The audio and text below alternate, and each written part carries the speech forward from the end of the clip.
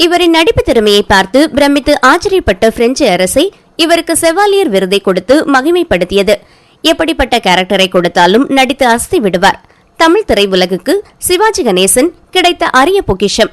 இவருக்குள் இருக்கும் நடிப்பு திறமையை பராசக்தி படத்தின் மூலமாக பட்டை தீட்டியவர் கலைஞர் கருணாநிதி அவர்கள். படிக்காத மகா நடிகன் எத்தனை பக்க டயலாகை கொடுத்தாலும் அசராமல் நளினமாக பேசி ஈர்த்து விடுவார். இப்படிப்பட்ட மகா நடிகன் பிறந்ததுமில்லை, இனிமேல் பிறக்கப் போவதுமில்லை. ஒய்ஜி மகேந்திரன் கூறியிருக்கிறார். வீரபாண்டியன் கட்டபொம்மன், கர்ணன் அவர்களை பற்றி நாம் நினைக்கும் போது நம் கண்முன்னே வந்து நிற்பது சிவாஜி கணேசனின் உருவமே. இந்த மகா நடிகனின் 97வது பிறந்த நாளை ரசிகர்கள் கொண்டாடும் நிலையில் அவரின் அன்னை இல்லத்திற்கு MS பாஸ்கர் சென்று அவரது உருவப்படத்திற்கு மலர் தூவி அஞ்சலி செலுத்தி கூறியதாவது: இந்த உலகத்தில் எனக்கு 3 அப்பாக்கள் உண்டு.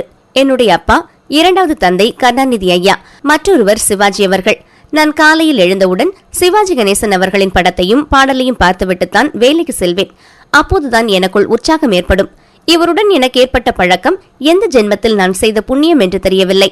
நானும் அவரது நடிப்பை பார்த்து அவரை போல நடிக்க வேண்டும் என்று தான் முயல்கிறேன். ஆனால் முடியவில்லை என்று கூறினார்.